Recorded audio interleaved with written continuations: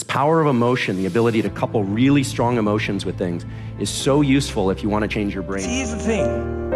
I'm not here to motivate you. I'm not here to inspire you. Only losers hang. Only fucking losers chill. Much of our life today is divided. We have left and right, black and white, love and hate. We have things that we're excited about, and we have things that we wish we didn't have to do. We have something called work, then we have something called personal, then we have something called professional. And this disconnect, this divide that we feel in our lives, that's what creates all the tension and the pressure. But see, here's the thing.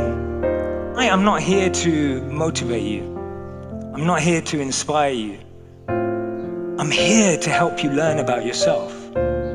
Because when you learn about how your mind works and how you make decisions and how your human behavior impacts everything, you become unstoppable. Be aware of how you respond to an argument and how your partner responds, and then find the middle ground of how to have a discussion. If it's about winning, win together. Don't lose together, because if you win and they lose, you lose. And if they win and you lose, you lose. You don't prepare for a fight in the fight. You prepare beforehand. My training, self-care was always about service. Self-growth was always about service. Doing anything for yourself was always so that you could give. Whether it was financial, emotional, mental, spiritual, or physical. You know, it was about being healthy so that you could serve others. Emotion, the ability to couple really strong emotions with things, is so useful if you want to change your brain for the better. And the way you do that is clear in the physical space. We all know this story. There are many news cases like this. Woman's child stuck under car, superhuman strength. We heard a lot of amazing stories about desperation. JJ's story was one of desperation. She's like, no, I'm not going to accept failure, because failure in the case she was describing was potentially the death of her child. So desperation is a strong one, and it's motivated by fear. But what if you're not in a desperate state and you really want to do something? In that case, there's something remarkable. And then we should ask ourselves, why are children such great passive learners? They're not trying, they're just learning. They're coming home with all sorts of things, sometimes things you don't want them to come home with, right? It's because they have this element of play. And what is play? Play isn't just movement, although it includes movement. It's giving things everything you've got, but keeping it in perspective.